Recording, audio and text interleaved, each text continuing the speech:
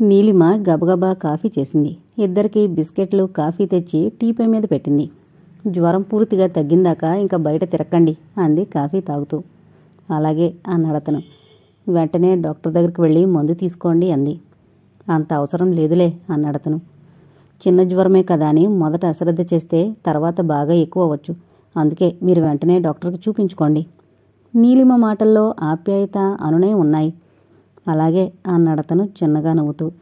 తర్వాత లేచి నిలబడి 2 రోజులు పోయాక అదే జ్వరం తగ్గాక వస్తాను అన్నాడు. ఒక్క నిమిషం ఉండండి అని అల్మరా తెరిచి పర్సులోంచి 300 రూపాయల నోట్లు తీసి కొంచెం బెదురుతూనే ఇవి ఉంచండి అంది. ఆమె భయపడినట్లు అతను కోపగించుకోలేదు, అవమానంగా భావించనూ లేదు. ఇప్పుడెందుకిది, నా దగ్గర ఇంకా డబ్బుంది అన్నాడు అతి మామూలుగా. ఉంచండి పర్వాలేదు అంది నీలిమ, ఆ కుటుంబం దేనికి ఇబ్బంది పడకూడదు అన్నట్లు. నాకు అవసరమైనప్పుడు నేనే అడిగి తీసుకుంటాలే, నాకు నీ దగ్గర మొహమాటం లేదు, ఇప్పుడేం అవసరం లేదు అని అతను తలుపు తీసుకుని వెళ్ళిపోతుంటే గేటు దాకా వెళ్లిన నీలిమ ఆరోగ్యం జాగ్రత్త అని మరోసారి హెచ్చరించింది. అతను తల ఊపి వెళ్ళిపోయాడు.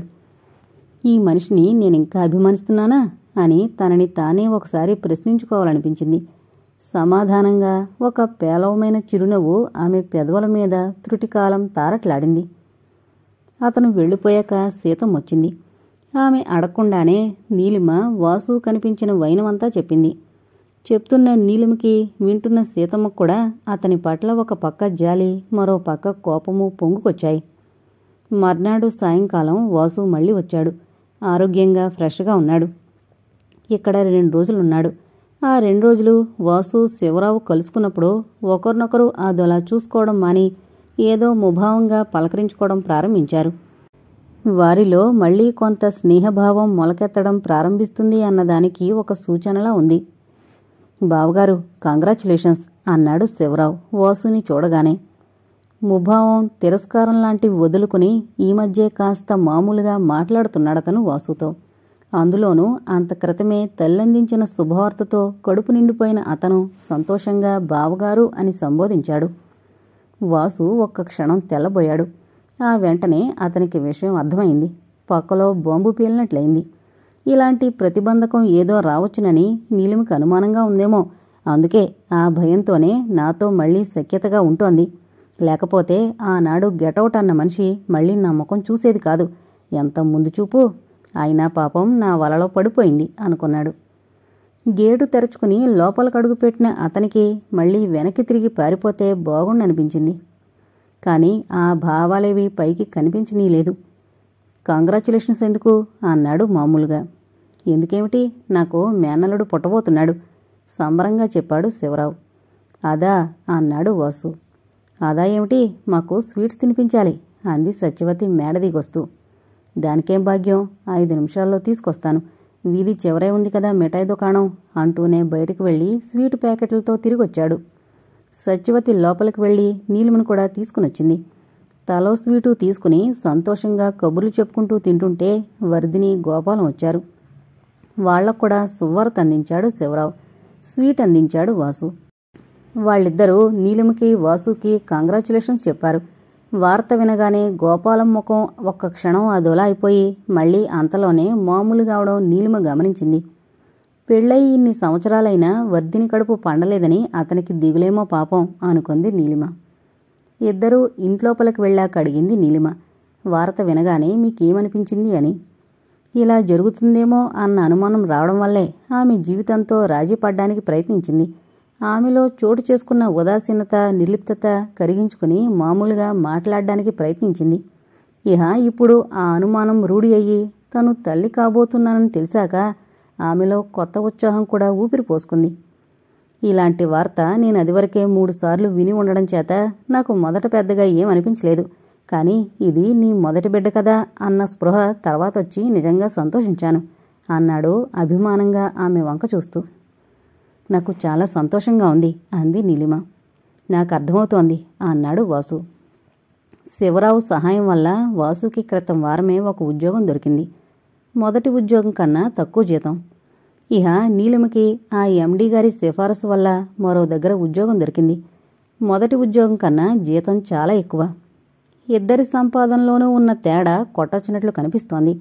అది ఒక్కొక్కసారి అవమానకరంగా అనిపిస్తుంటుంది వాసుకి. అవకాశం వచ్చినప్పుడల్లా ఇప్పుడు నువ్వు పెద్ద ఆఫీసరవు కదా అంటుంటాడు ఆమెని దెప్పుతున్నట్లు. నీలిమ ఆఫీసు నుండి ఇంటికొచ్చిన 5 నిమిషాలకే వాసు వచ్చాడు. నీలిమ ఇద్దరికీ టిఫిన్ కాఫీ తయారు చేసింది. అవి తీసుకోవడం అయ్యాక నీలిమ మొహం కడుక్కుని రెడీ అవుతుంటే ఇప్పుడెక్కడికైనా వెళ్లాలా అని అడిగాడు వాసు. బజారుకు వెళ్ళాలి. ఇంట్లో సరుకులన్నీ నిండుకున్నాయి. 3 రోజుల నుండి అనుకుంటూనే ఏదో బద్దకించేస్తున్నాను అంది నీలిమ బ్యాగులవి సర్దుతూ. సుల్తాన్ బజార్కే కదా, పద నేను వస్తాను. అన్నీ కొనుక్కోవడం అయ్యాక నేను రిక్షా ఎక్కించి నేనటు వెళ్ళిపోతాను అన్నాడు. సరే అంది నీలిమ. తలుపుకి తాళం పెట్టి ఇద్దరూ వీధిలోకొచ్చి రిక్షా ఎక్కారు. తనకి పరిచయం ఉన్న షాపుకి ఎదురుగా రిక్షా ఆపించాడు వాసు. ముందు వాసు దిగాడు. తర్వాత చేతిలో సంచులు పట్టుకుని రిక్షా దిగుతున్న నీలిమ చీర రిక్షా పెడల్లో చిక్కుకుని ఆమె తూలి పడబోయేసరికి వాసు చటుక్కున చెయ్యి ఆమె భుజం మీద వేసి పడకుండా ఆపి రెండో చేత్తో ఆమె చేతిలో సంచులు అందుకున్నాడు. నీలిమ వంగి పెడల్లో చిక్కుకున్న చీర తీసుకుంటోంది. సరిగ్గా అప్పుడే మీరిక్కడున్నారేంటి, ఈవిడెవరు అన్న మాట వినిపించింది. ఆ గొంతులో విస్మయం ఉంది, అధికారం ఉంది, అతిచను ఉంది. నీలిమ దిగ్భ్రమతో తలెత్తి చూసింది. వాసు ముఖంలో కత్తివేటుకి నెత్తురుచుక్క లేనట్లయింది. అతని వంక అనుమానంతో ఆగ్రహంతో చూస్తూ పక్కనే ఒక యువత నిలబడింది. ఆమెకి ఇంచుమించు తన వయసే ఉంటుందనిపించింది. నీలిమకి కొంత అర్థమైంది, కొంత ఊహించింది. ఆమె కాళ్ల కింద భూమి కదిలిపోతున్నట్లు అనిపించింది. బెదురుతో అవమానంతో బిడియంతో ఆమె నిలువెల్లా చెమటలు పట్టేశాయి. ఆగ్రహంతో ఎర్రబడబోయిన కళ్ళు నిస్సహాయతని నింపుకున్న వివేకంతో వాలిపోయాయి. గబగబా నడిచి పేవ్మెంట్ మీదకి వెళ్లి నిల్చుంది. దేవకి 2 చేతుల్లోనూ ఇంటికి కావలసిన సరుకులతో నిండున్న సంచులున్నాయి. బజారు పని అయిపోయిందా? ఆ రిక్షా మాట్లాడుకో, నేను కొంచెం సేపు ఉండొస్తాను అన్నాడు వాసు. అతని గొంతులో భయం ఉంది, అభ్యర్థనుంది, తడబాటుంది. దేవకి అతని మాటల్ని లక్ష్యపెట్టందల్లా విసుగ్గా కనుబొమ్మలు చిట్లించింది. ఆమె అలా చేస్తుందని ఊహించిన వాళ్ల బిగుసుకుపోయాడు వాసు. ఆమె సంచులు రిక్షాలో పెట్టి ఎక్కండి అంది వాసు వంక చూసి. విధేయుడైన పసిపిల్లవాళ్ల రిక్షా ఎక్కి కూర్చున్నాడతను. అతని పక్కనే ఆమె కూర్చుంది. రిక్షా కదిలిపోయింది. దూరం నుండి అదంతా చూస్తున్న నీలిమ హృదయ కవాటాల్ని తెరుచుకుని ప్రవహిస్తున్న రక్తం సలసలా మరిగిపోతున్నట్లుగా ఉంది. ఆ వేడికి గుండెకాయ దగ్ధమైపోతుందేమో అనిపించింది. అయినా భయమెందుకు, ఎప్పటికైనా పోవలసిన ప్రాణమే కదా ఇది. ఈ సమయంలో ఇంత అవమానం భరించాక ఈ క్షణంలో పోతే ఇహ అంతకన్నా కావలసిందేముంది అనుకుంది. తను చనిపోయినా తన కోసం కన్నీరు కార్చేవారెవరూ ఉండరు, పైనుండి సంతోషించేవారుంటారు అనుకుంటుంటేనే ఆమెకు దుఃఖం పొంగొచ్చింది. అక్కడ ఇంకా నిలబడాలని కానీ ఏవైనా కొనాలని కానీ అనిపించక రిక్షా ఎక్కి ఇంటికి తిరిగొచ్చేసింది. ఎంత ఏడ్చినా ఆ దుఃఖం తీరేది కాదని ఆమెకు తెలుసు. అయినా ఏడుపు ఆపుకోలేకపోయింది. ఇహ ఆ పూట ఏం తినాలనిపించక వంట కూడా చేసుకోలేదు. మర్నాడు ఆమె ఆఫీసుకు వెళ్లేసరికి వాసు ఆమె కోసమే చూస్తున్నట్లు, ఆమెతో ఏదో చెప్పాలి అనుకుంటున్నట్లు నిలబడున్నాడు. ఇద్దరూ వెళ్లి క్యాంటీన్లో కూర్చుని టీ తెప్పించుకున్నారు. క్యాంటీన్లో జనం పలచపలచగా ఉన్నారు. నిన్న దేవకి అక్కడికి వస్తుందని నేను కాస్తైనా ఊహించుంటే నిన్నక్కడికి తీసుకువెళ్లేవాణ్ణే కాదు. ఆ సమయంలో తనతో ఇంకా ఏం మాట్లాడినా రోడ్డు మీదే అలరవుతుందని ఊరుకున్నాను. జరిగిన దానికి నేను చాలా సిగ్గుపడుతున్నాను. ఇంటికి వెళ్ళాక దేవకి నన్ను ప్రశ్నలతో ముంచెత్తేసింది. చివరికి నీ ఇంటి ఆనవాళ్లు కూడా అడిగింది. ఎప్పుడైనా వస్తుందేమో అన్నాడు వాసు. నీలిమ మాట్లాడలేదు. రోట్లో తలపెట్టి రోకటిపోటుకి వెలిస్తే ఎలా అన్నట్లుంది ఆమె ధోరణి. సరే, నేను ఆఫీస్కి వెళతాను, నీతో ఈ మాట చెప్పాలనే వచ్చాను అని వెళ్ళిపోయాడతను. సాయంకాలం అయింది. ఎవరి దారిని వాళ్ళు వెళ్ళిపోయారు. ఇంటికొచ్చి నీలిమ గదిలో ఏదో పని చేసుకుంటోంది. నీలిమ అన్నావిడ ఉండేది ఇక్కడేనా అని ఎవరో అడగడం వినిపించి నీలిమ వెన్ను జల్దరించింది. ఇల్లే, ఆవిడ లోపలే ఉన్నారు, తలుపు తట్టండి అని సత్యవతి చెప్పడం వినిపించింది. ఆవిడ రావడం అంటూ జరిగాక ఇంక తప్పించుకునేది ఏముంది అనుకుని తలుపు తెరచి ఆమెను లోపలికి ఆహ్వానించింది. ఆమె గదిలోకి రాగానే మళ్లీ తలుపులు గడియపెట్టి కూర్చోండి అంది. నేను కూర్చోడానికి, నీతో ముచ్చట్లు పెట్టుకోవడానికి రాలేదిప్పుడు. అసలు ఈ ఊరు వచ్చిన దగ్గర నుండి నాకేదో అనుమానంగానే ఉంది. తరచూ ఆఫీసు నుండి ఆలస్యంగా ఇంటికి రావడం, ఇదేంటి అని అడిగితే ఆఫీసులో పని ఎక్కువగా ఉంది అని చెప్పడం, క్యాంపుకి వెళ్ళాలి అంటూ మధ్య మధ్య 2 జతల బట్టలు బ్యాగులో పెట్టేసుకుని 4 రోజులు అయిపు లేకుండా పోవడం. కొత్తగా ఈ క్యాంపులు బెడది ఏమిటి అని అడిగితే ఇది హెడ్ ఆఫీస్ కదా, ఇక్కడ పని ఎక్కువ, క్యాంపులుంటాయి అండం. ఇదన్నమాట అసలు రహస్యం. ఆగ్రహంతో పూనకు వచ్చిందల్లా ఊగిపోతోంది దేవకి. నీలిమ పెదవి మెదపలేదు. భార్యాబిడ్డలు ఉన్నవాణ్ణి వల్ల వేసుకుని కులుకుదాం అని మురిసిపోతున్నావా? నీకు నా తడాక ఏంటో చూపించుదామని వచ్చాను. నిన్న చూసావుగా ఏం జరిగిందో. రిక్షా ఎక్కమని నేను చెప్పగానే తల ఉంచుకుని నేను చెప్పినట్లు విని నా వెంట వచ్చారాయన. అది కట్టుకున్న భార్యకుండే స్వతంత్రం, అధికారమును. అది నీకు చెప్పిన అర్థం కాదులే. దేవకిలో రౌద్రం విజృంభిస్తోంది. నీలిమ రోషంగా సమాధానం చెప్పింది. వారిని వలలో వేసుకుని విలాసంగా బ్రతకాలనుకునే మనిషిని కాను. వారు నా మెళ్ళో తాళి కట్టారు. ఏంటి పెళ్ళా? ఇలాంటి కాకమ్మ కథలు నా దగ్గర చెప్పకు. వారిని గురించి నువ్వేం చెప్పినా నేను నమ్మను హేళనగా అంది. నీలమకి అవమానంతో ఆపాదమస్తకం దగ్ధమైపోతున్నట్లుగా ఉంది. కోపం వస్తోంది. ఇలాంటి పరిస్థితుల్లో ఇరుక్కున్నందుకు తనని తనే శపించుకుంది. నేను కథలు చెప్పడం లేదు. మా ఆఫీసు వాళ్ళు అందరి సమక్షంలో ఈ బస్తీలో ఉన్న సత్యనారాయణ స్వామి ఆలయంలో మా పెళ్లి జరిగింది. వారు శాస్త్రోక్తంగా నా మెళ్ళో తాళి కట్టారు అంది. ఓహో, అయితే నిజంగానే పెళ్ళయిందన్నమాట. కానీ నీకు పెళ్లి చేసుకోవాలనిపిస్తే దేశంలో బ్రహ్మచారులే దొరకలేదా? పెళ్ళాం బెడ్లోన్న నా భర్తను పట్టుకున్నావు. మీ విషయం వారు నాకు ముందు చెప్పలేదు. మళ్ళీ ఇదో అబద్ధమా? అబద్ధం కాదు, ముమ్మాటికి నిజం. మీ సంగతి ముందుగా తెలుసుంటే నేనసలు వారి ముఖం చూసేదాన్ని కాదు. ఇంకా చెప్పాలంటే నీ మొగుడు ఇక్కడ పిచ్చి పిచ్చి వేషాలు వేస్తున్నాడమ్మా అని మీకే తెలియజేసేదాన్ని. ఒళ్ళు మండిపోయిన నీలిమ ఘాటుగా సమాధానం చెప్పింది. దేవకి అదోలా నవ్వింది. సరేలే, నీకు తెలుసో తెలియకో ఒక తాళైతే కట్టించుకున్నావు. అంత మాత్రాన ఆయన నీ స్వంతం అయిపోతాడని మాత్రం అనుకోకు. అసలు ఈ పెళ్లి చెల్లదు. మీరు సుఖంగా బ్రతకలేరు. నా ఉసురు నీకు తగులుతుంది. అసలు మా వారికి నేను పిల్లలు అంటే వాళ్ళ మాలిన ఆపేక్ష. మాకు కాస్తైనా కష్టం కలిగించే పని ఆయన స్వయంగా చేయరు. నువ్వే ఏదో మొత్తుమంజు వెళ్ళావు. ఆయన శాపగ్రస్తుల్లా మమ్మల్ని అందరినీ మరిచిపోయేలా చేశావు. కొద్ది కాలంలోనే ఆ మత్తు విడిపోతుంది. వారు మళ్ళీ నాకు దక్కుతారు. అర్థమైందా? ఇంకేం వెర్రిముర్రి ఆశలు పెట్టుకోకు. నీకు ఉద్యోగం ఉంది కనుక బ్రతకలేవు అన్న బాధ లేదు. అంతగా అయితే మా వారి చేత ఇంత డబ్బు పడేస్తాను. దేవకి మాటలు గురిచూసి గుండెలకి కొట్టిన ఉండేలు దెబ్బల్లా ఉన్నాయి. ఆ బాధతో విలవిల్లాడిపోతున్న నీలిమకి ఇహ మాట్లాడే శక్తి నశించిపోయినట్లయింది. నువ్వు ఏ కోర్టుకు వెళ్ళినా, ఏ పంచాయతీ పెట్టించినా న్యాయం నా పక్షానుంది. అది మాత్రం గుర్తుంచుకో. ఇంకా నేను వెళతాను అని తలుపు తెరుచుకుని బయటకు వెళ్ళిపోయింది దేవకి. నీలిమ నిస్త్రాణగా కూలబడిపోయింది. ఆ మర్నాడే వాసుకి ఆ మాటలన్నీ చెప్పాలని నీలిమ అనుకోలేదు. కానీ దేవకి మీ ఇంటికొచ్చిందా, ఇల్లు కనుక్కోగలిగిందా, ఏమంది అంటూ అతను ప్రత్యేకంగా తనని కలుసుకుని 2 రోజులు అదే విషయం అడిగేసరికి చెప్పక తప్పలేదు. అంతా విని దేవకి అలా బాధపడ్డం సహజమే కదా. పిల్లి శాపాలకి ఉట్లు తెగుతాయన్నట్లు ఆమె మాటలు శాపాలు నిన్నేం చేయలేవు. నీకేదో కీడు జరుగుతుందని భయపడకు. ఒక్క 10 రోజులు ఓపిక పడితే అన్నీ సర్దుకుంటాయి. అన్నీ నేను చూసుకుంటాను అన్నాడు ఓదార్పుగా. కాని ఆమెకి స్వాంతన దొరకలేదు. నీలిమ నిస్సహాయురాల్లా నవ్వేసింది.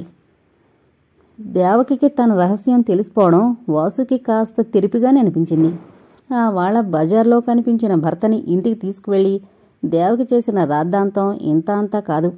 కాసేపు జుట్టు పీక్కుంది, కాసేపు ఏడ్చింది. పిల్లలకింత విషం ఇచ్చి తాను ఇంత విషం మింగి మొత్తం అందరం అతని జీవితంలోంచి తప్పుకుంటాం అని బెదిరించింది. నీలిమని చంపుతానంది. దేనికి వాసు ఎలాంటి సమాధానం చెప్పలేదు. ఏ సంఘటన ప్రభావం అయినా ఉధృతమైన కాలం గడిచే కొద్దీ పలచబడిపోతుందని అతనికి తెలుసు. అంత అన్యాయానికి గురైన నీలిమే తనని క్షమించింది. ఇంకీ దేవకెంత అనుకున్నాడు. తర్వాత ఎప్పుడైనా నీలిమ ఇంటికి వెళ్లాలనిపిస్తే ఇదివరకులా క్యాంపుకి వెళ్ళాలి, 2 రోజుల్లో వస్తాను, 3 రోజుల్లో వస్తాను అని అబద్ధాలు చెప్పకుండా నేను 2 రోజులు ఇంటికి రాను అని చెప్పి ఆ 2 రోజులు దేవకి పిల్లలు దేనికి ఇబ్బంది పడకుండా ఇంట్లో అన్నీ అమర్చి పెట్టేవాడు. 2 రోజులు రాను అంటే దానింట్లో ఉంటారన్నమాటేగా. ఆ దెయ్యం నా పాలిటి శనిలో దాపురించింది అంటూ మొదలుపెట్టి ఓ అరగంట సేపు నీలిమని తిట్టి తిట్టి వదిలేది దేవకి. ఆ అరుపులు ఏడుపు పెద్దవాడు శేఖర్కి కాస్త కాస్త అర్థమయ్యేవి. తల్లి దుఃఖాన్ని పట్టించుకోకుండా తండ్రి బయటకు వెళ్ళిపోవడం అది చూసి వాడికి తండ్రి పట్ల కోపం వచ్చేది. అంతకు 100 రెట్లు కోపం, యావగింపు తాను చూడని వ్యక్తి మీద కలిగేవి. తన చిట్టి చేతులతో తల్లి కన్నీళ్లు తుడుస్తూ తాను పెద్దయ్యాక ఆ వ్యక్తి మీద కక్ష తీర్చుకుంటాను అని చెప్పి తల్లిని ఓదార్చేవాడు. వాసు నీలిమింటికొచ్చాడు 2 రోజులుండి వెళ్లాలని. తెల్లవారగట్ల 4 గంటలయింది. అంతక్రితమే కాస్తగా మొదలైన కడుపు నొప్పి క్షణక్షణానికి ఉధృతమైపోయి బాధతో మెలికలు తిరిగిపోతుంది నీలిమ. వాసు కంగారుగా అటు ఇటూ తిరుగుతూ, ఇందాక వేసుకున్న మాత్రతో కాస్త కూడా సర్దుకోలేదా? పోనీ మరో మాత్ర వేసుకుంటావా అని అడిగాడు. అబ్బా, అలాంటి మాత్రలు తగ్గే కడుపు నొప్పి కాదండి ఇది. ఒక్కసారి పైకి వెళ్ళి పిన్నిగారికి చెప్పండి, త్వరగా వెళ్ళండి అంది నీలిమ. వాసుకి కాళ్ళు చేతులు ఆడడం లేదు. కంగారులో నుదురంతా చెమట పట్టేసింది. ఆ సమయంలో నీలిమని ఒంటరిగా వదిలి ఎలా వెళ్లాలా అని బెదిరిపోతున్నాడు.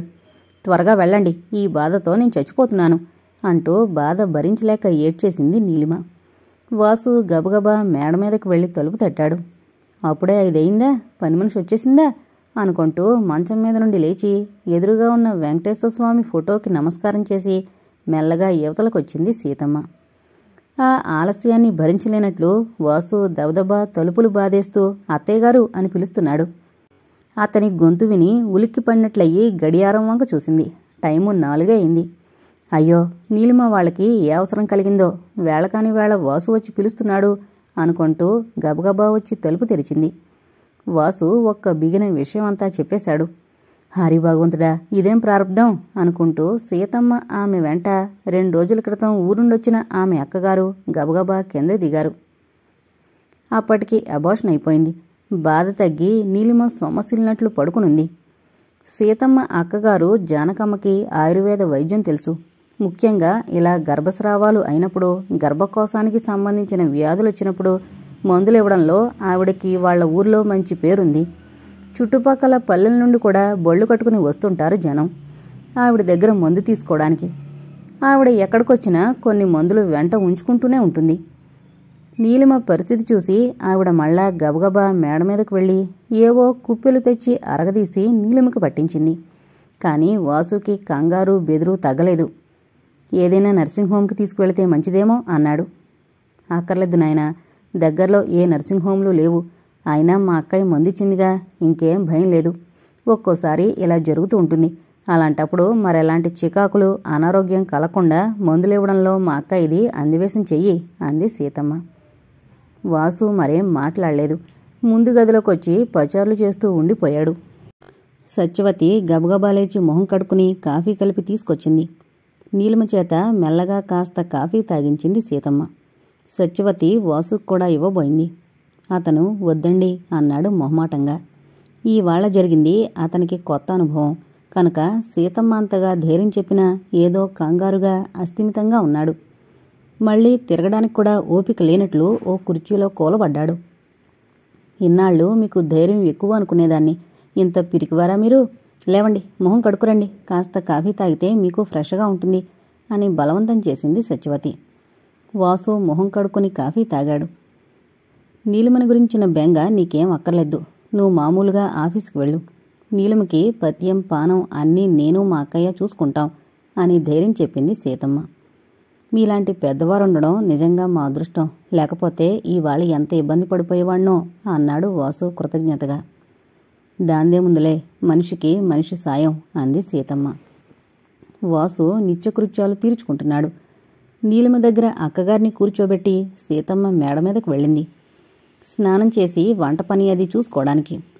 నేనిక్కడే ఉంటాను, నీకేం భయం లేదు, కళ్ళు మూసుకుని విశ్రాంతిగా పడుకో అంది జానకమ్మ అభిమానంగా నీలిమతో. నీలిమ కళ్ళు మూసుకుంది. కానీ ఆమెకి విశ్రాంతి మాత్రం దొరకలేదు. మీరు సుఖంగా బ్రతకలేరు, నా ఉసురు మీకు తగులుతుంది, నా శాపం ఊరికే పోదు అన్న దేవకి మాటలే ఆమె చెవుల్లో గింగురుమంటున్నాయి. అవును, ఆమె ఉసిరే నాకు తగిలింది. ఇందులో ఆమె తప్పేమీ లేదు. తెలియకుండా అయితేనేం, నేను సాటి ఆడమనిషి గుండెల్లో మానని గాయం చేశాను. దాని ఫలితం అనుభవించక తప్పదు అనుకుంది. ఆమెని భరించలేనంత దుఃఖము నిస్త్రాణ చుట్టుముట్టాయి. అస్తవ్యస్తంగా ప్రారంభమైన నా వైవాహిక జీవితంలో మరో అపశృతిలా ఇలా జరిగిందేమిటి? దేవకి శాపానికి పరిహారం ఉండదా? నా కడుపు పండదా? నేను అమ్మని కాలేనా అనుకుంటుంటేనే నీలిమ కళ్ళు చెమర్చాయి. ఏ కోరికతో, ఏ ఆశతో నేను దుర్మార్గుడైన ఈయన్ని, నాకంత ద్రోహం చేసిన ఈయన్ని క్షమించానో ఆ ఆశ తీరదా ఆ మాతృత్వం నాకు దక్కదా అని ఆమె అణువణువు శోకాతప్తమైపోయాయి. సాయంకాలం 6 గంటలవుతోంది. ఆఫీసు నుండొచ్చిన నీలిమ పని ముగించుకుని ఏదో పుస్తకం చదువుకుంటూ కూర్చుంది. వీధి తలుపులు దగ్గరగా వేసుకుని. ఎప్పుడొచ్చారు కమలమ్మగారు అన్న సీతమ్మ గొంతు వినిపించింది బయట నుండి. ఇంతకు మునిపే 4 అయిందేమో నేనొచ్చేసరికి చెప్పిందావిడ. అంతా కులాసాగా ఉన్నారా? వర్ధిని పుట్టింటికి వెళ్ళినట్టుంది కదూ. గోపాలం ఇంకా ఆఫీసు నుండి రాలేదా అడిగింది సీతమ్మ. కమలమ్మగారంటే ఆ పక్కవాటా వాళ్ల తాలూకా అన్నమాట అనుకుంది నీలిమ. చూడండి మా కోళ్ళేం చేసిందో చివరికి అంది కమలమ్మ బాధగా. వర్ధినేం చేసింది? కుతూహలంగా అడిగింది సీతమ్మ. ఈ సంసారం నాకు అక్కర్లేదు, నేనొక్కదాన్ని బ్రతకగలను అని మా వాడి ముఖం మీద చెప్పి పుట్టింటికి వెళ్ళిపోయింది. వర్ధిని ఇంట్లోంచి వెళ్ళిపోయిందా? ఇదెప్పుడు జరిగింది? నాకు కాస్తైనా తెలీదే. అయినా అస్తమాను భర్తతో తగు పెట్టుకుని ఎంతో పొగరుమొత్తనంగా మొండిగా ఉండే వర్ధిని ఇలాంటి పని చేయడంలో ఆశ్చర్యమేం లేదు. ఎంత మెత్తనవాడైనా గోపాల మాత్రం ఎన్నాళ్ళు సహించగలడు అనుకుంది నీలిమ. చేతిలో పుస్తకం పక్కన పెట్టి కుతూహలంగా వినసాగింది. అరే అదేమిటి, వాళ్ల నాన్నగారికి ఒంట్లో బాగుండలేదని చూసొస్తుందని చెప్పాడే గోపాలం నాతో విస్మయంగా అంది సీతమ్మ. మొదట ఏదో ఒకటి చెప్పాలి గాని అలా చెప్పాడట. నాకు ఫోన్ చేసి అంతా చెప్పాడు. వర్ధినికి విడాకులు కావాలట. అసలు సంగతేంటో తెలుసుకుందామని వెంటనే బయలుదేరొచ్చాను. ఏంటోనండి, కొంతమందికి మరీ పంతాలు పట్టింపులు ఎక్కువైపోయాయి. వర్ధిని చాలా బుద్ధిమంతురాలే అనుకునేదాన్ని మొదట్లో, కానీ రాను రాను నాకు ఏదో అనుమానం వచ్చింది. ఆ పిల్ల తీరు మొదటి నుండి తలతిక్కగా పొగరమోత్తనంగా మొండిగా ఉండేది. నేను ఏదైనా చెప్తే అది వినడం పోయి నాకిలాగే బాగుంటుంది అని తన పద్ధతిలోనే చేసేది. అసలు అత్తగారు ఆడపడుచు అనే అభిమానం గౌరవం ఏ కోసాన లేకుండా మేమంతా పరాయి వాళ్ళం. ఇంకా చెప్పాలంటే బద్ధశత్రువులం అన్నట్లుండేది ఆ అమ్మాయి ధోరణి.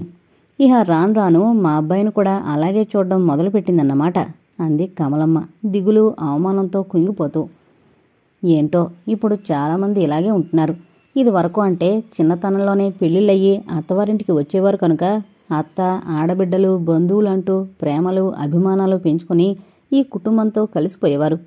మరిప్పుడు అమ్మాయిలకి 25-30 ఏళ్ళొచ్చాక పెళ్లిళ్ళవుతున్నాయి. అబ్బాయిలకేమో 35 కూడా దాటిపోతోంది. అంతంత వయసొచ్చిన వారికి జీవితం పట్ల కొన్ని నిర్దిష్టమైన అభిప్రాయాలు ఏర్పడిపోతాయి. తమకి తోచిన విధంగా ఉండడానికి అలవాటు పడిపోతారు. అలాంటి వారిని ఈ పెళ్లి అనే బంధంతో ముడిపెట్టి మీరిద్దరూ అన్యోన్యంగా బ్రతకండి అంటే అది వారికి చేతకావడం లేదు. భార్యాభర్తలే ఒక మాట మీద నిలబడలేకపోతున్నప్పుడు ఇహ అత్తల్ని ఆడబిడ్డల్ని ఎవరు పట్టించుకుంటారండి? నాకనిపిస్తుంటుంది మరీ ఎంత ఆలస్యంగా పెళ్లిళ్ళు అవడం వల్లే ఈ మధ్య మనలో ఈ విడాకుల కేసులు ఎక్కువైపోయాయని అని సీతమ్మ చెప్తుంటే లోపల నుండి వింటున్న నీలిమ ఆశ్చర్యంతో తలమునకలైపోయింది. పిన్నిగారి ఆలోచన ధోరణే వేరు అనుకుంది. అయితే మళ్ళీ బాల్య వివాహాలే రావాలంటారా? దానిలోనూ ఎన్ని అనర్థాలున్నాయో మనం చూశాంగా అంది కమలమ్మ. ఆహా, మరి 13 ఏళ్లకే తల్లయ్యేటంత బాల్య వివాహాలు కాదు. అమ్మాయికి 18 సంవత్సరాలు, ఆ అబ్బాయికి 24-25 ఉంటే బాగుంటుందని. అప్పటికి వారిలో మరీ అంత స్వార్థం పేరుకోదు. జీవన విధానం పట్ల మరీ గట్టి నిర్ణయాలు తీసుకోవడం జరగదు.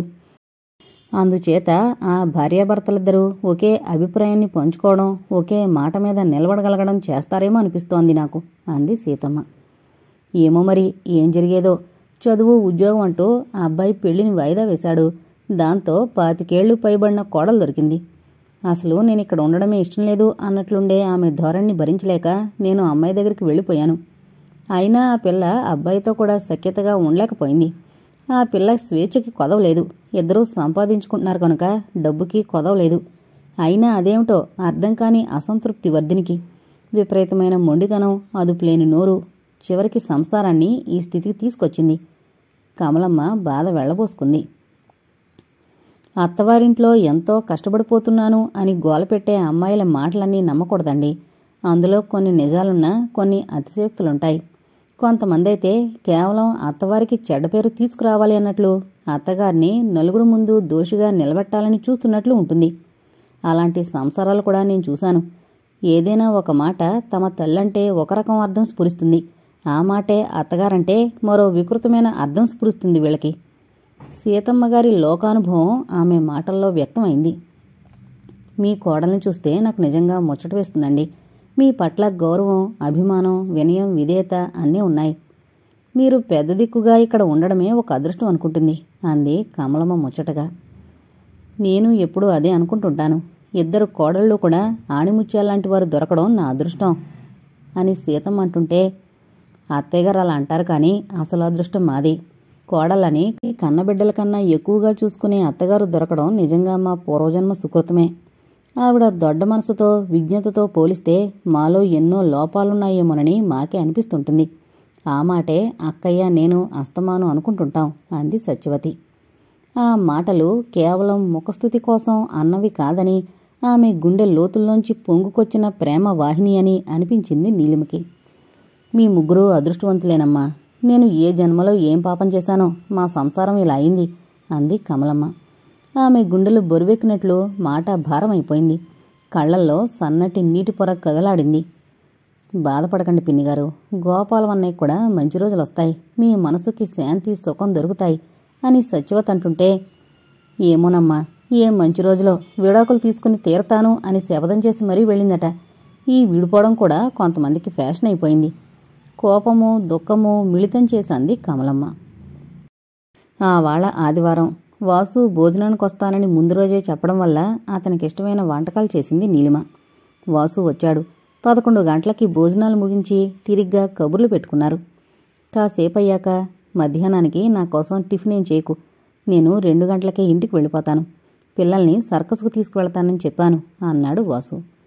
పిల్లల పేరు వినగానే కొద్ది రోజులుగా నీలిమ మనసులో ఊగిసలాడుతున్న మాట బయటకొచ్చింది. మౌలాలి దగ్గర ఒక ఆశ్రమంలో ఒక స్వామీజీ ఉన్నారట. వచ్చే ఆదివారం మనిద్దరం వెళ్ళి ఆయన దర్శనం చేసుకుందాం ఏం? ఆశగా వాసు కళ్ళలోకి చూస్తూ అడిగింది నీలిమ. ఈ 2 సంవత్సరాల్లో నీలిమ చాలా మారిపోయింది. ఆమెలో అది వరకటి పౌరుషం, ఆత్మస్థైర్యం అన్నీ అడుగంటిపోయాయి. జీవితం ఎటు పక్కకి లాక్కు వెళితే అటు వాలిపోవడం, అందులోనే తనకి కావలసింది ఏదైనా దొరుకుతుందేమోనని తపనగా, ఆశగా వెతుక్కోవడం, అదొక్కటే తన విధి అన్న నిర్ణయానికొచ్చేసింది. నీకూడా ఇలా స్వామీజీల మీద, బాబాల మీద భక్తుందా? జాలిగా అడిగాడు వాసు. వాసుని చూస్తుంటే ఆమెకి తొలి రోజుల్లోలాగా ప్రేమ, అనురాగం కలగడం లేదు.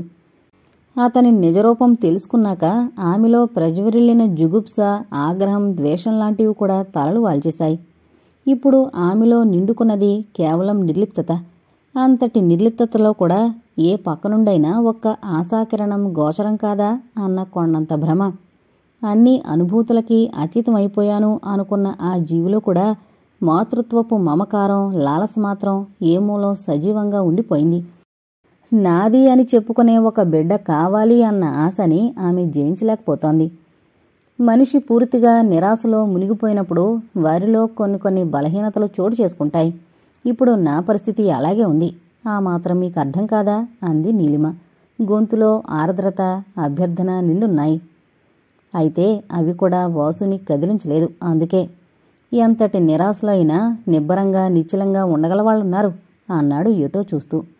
నీలిమ మనసు చివుక్కుమంది. అన్ని విషయాల్లోనూ నేను అలాగే ఉంటున్నానని మీకు తెలుసు. ఈ ఒక్క కోరికను మాత్రం జయించలేకపోతున్నాను. అందుకే ఇంత తాపత్రయపడుతున్నాను. ఆ ఆశ కూడా పెంచుకోకుండా మూడులా బ్రతకాలనా మీ ఉద్దేశం? అతని సమాధానం కోసం ఒళ్లంతా చెవులు చేసుకుని ఎదురుచూస్తూ కూర్చుంది. చాలాసేపటిదాకా వాసు మాట్లాడలేదు. తర్వాత మెల్లగా పెదవి విప్పి, శేఖర్ వాళ్లంతా నీ బిడ్డలు కారా అన్నాడు. ఆ సమాధానం నీలిమ గుండెల్ని నిర్దయగా పిండేసినట్లయింది. ఇలాంటి మాటనడానికి మీకు మనసు ఎలా ఒప్పిందో నాకు అర్థం కావడం లేదు. మీ భార్యకి నా మీద ఎంత ద్వేషం, కసి ఉన్నాయో, ఆమె నా పట్ల ఎంత క్రూరంగా ప్రవర్తించగలదో ఒకనాడు మీరు కళ్ళారా చూశారు. నేను అంతకు 1000 రెట్లు వాడి బాణాల్లాంటి మాటలు ఆవిడ చేత అనిపించుకుని తూట్లు పడిపోయిన గుండెలతో విలవెల్లాడిపోయాను. ఆవిడ కడుపున పుట్టిన పిల్లలు, తల్లి నన్ను ఎంతగా ద్వేషిస్తోందో తెలిసిన పిల్లలు నన్ను అభిమానిస్తారా, నా బిడ్డలవుతారా అని అడిగింది. సమాధానం తోచనివాళ్లా ఉండిపోయాడు వాసు. అయినా నేను వాళ్ళనేం తప్పు పట్టను. పరిస్థితులు వారిని ఆ విధంగా తయారు చేశాయి. నా వల్ల వాళ్ల అమ్మకి ద్రోహం జరిగింది అని నమ్మే పిల్లలు నన్ను ద్వేషించడంలో వింతలేదు. కాని అలాంటి వారిని చూస్తూ వీరంతా నా బిడ్డలే అని నన్ను తృప్తిపడమండమే నాకు ఆశ్చర్యంగా ఉంది. అసలు ఇది మీ నోటి నుండి వచ్చిన మాటేనా అన్న అపనమ్మకం కలుగుతోంది. వాళ్ళకి చిన్నతనం, అందుకని అలా ఉన్నారు. కొన్నాళ్ళకి నిన్ను అభిమానించగలరేమో. వాసు ఇంకా అదే ధోరణిలో ఉన్నాడు. పోనీ అలాగే అనుకుందాం. కానీ అప్పుడైనా వాళ్ళని నా స్వంత బిడ్డలు అనుకోగలనా? ఆ స్వాతంత్రం నాకుంటుందా? అందరి ఆడవాళ్లల్లా నా భర్తనే వీరు నా స్వంతం, వీరికి నాకంటే ఎక్కువైన వారెవరూ ఈ ప్రపంచంలో లేరు అని అనుకోగలనా?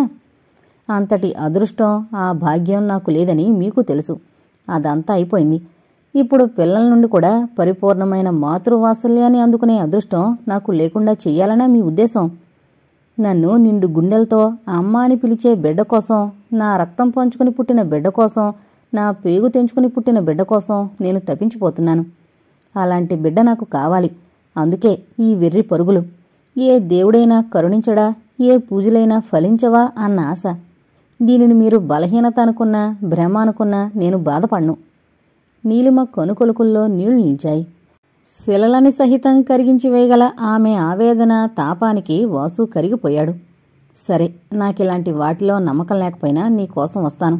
వచ్చే ఆదివారం వెళదాం అన్నాడు. చాలా థ్యాంక్స్ అండి అని పొంగిపోయింది నీలిమ. కానీ ఒకవేళ ఈ పూజల వల్ల, తాయితుల వల్ల నీ కోరిక తీరకపోతే నువ్వు మనసు రాయి చేసుకోవాలి, కానీ మరీ దిగులుతో కుంగిపోకూడదు అన్నాడు. నా కోరిక తీరుతుందనే నమ్మకం నాకుంది. ఆ నమ్మకమే, ఆ ధైర్యమే నాకు శ్రీరామ రక్ష. ఒకవేళ మీరన్నట్లు భగవంతుడు కూడా నా ప్రార్థనని పెడచెవిని పెడితే ఇక అప్పుడు నేను చేయగలిగేది మాత్రం ఏముంటుంది? అయినా మీరు ముందుగానే అనుమానాలు పెట్టుకోవద్దు. ఏ పనైనా మంచి ఫలితాన్నిస్తుందనే విశ్వాసంతోనే మొదలు పెట్టాలి అంది. ఆ సమయంలో ఆమెకి దేవకి శాపం, ఆమె ఉసురు సంగతి గుర్తు రాలేదు. అందుకే సంతోషంగా ఉంది.